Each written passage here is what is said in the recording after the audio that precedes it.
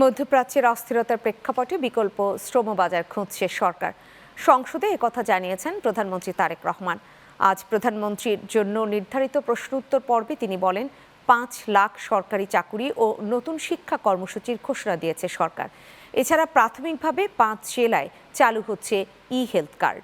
শাহিনুল ইসলাম সাগরের প্রতিবেদন। রহিম।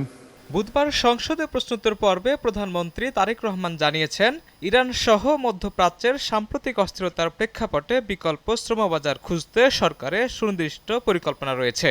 অর্থনৈতিক সম্ভাব্যতা বিবেচনা করে আমরা গড়ে তুলতে পারি, তাহলে অবশ্যই বহু মানুষের জীবনযাত্রার মান আমরা পাল্টাতে সক্ষম হব। একই সঙ্গে বড় পরিসরে কর্মসংস্থানের উদ্যোগ নিয়েছে সরকার। ৫ লাখ সরকারি কর্মচারী নিয়োগের সিদ্ধান্তের কথা জানান সংসদ নেতা।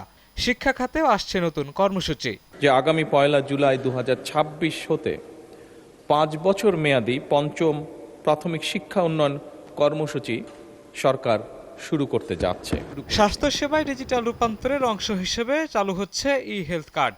প্রধানমন্ত্রী জানান, সরকারের ১৮০ দিনের কর্মসূচির আওতায় প্রাথমিকভাবে খুলনা, নোয়াখালী, বগুড়া, সিরাজগঞ্জ ও নরসিংদী জেলায় এ কার্যক্রম শুরু হবে। আমরা বিভিন্ন রকম প্রতিশ্রুতি দিয়েছি এবং মাননীয় স্পিকার সেই প্রতিশ্রুতিগুলো বাস্তবায়নের কাজও আমরা শুরু করে দিয়েছি।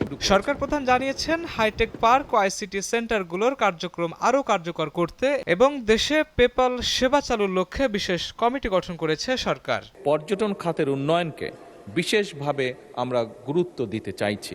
শাহিনুল ইসলাম সাগর, চ্যানেল 9, ঢাকা।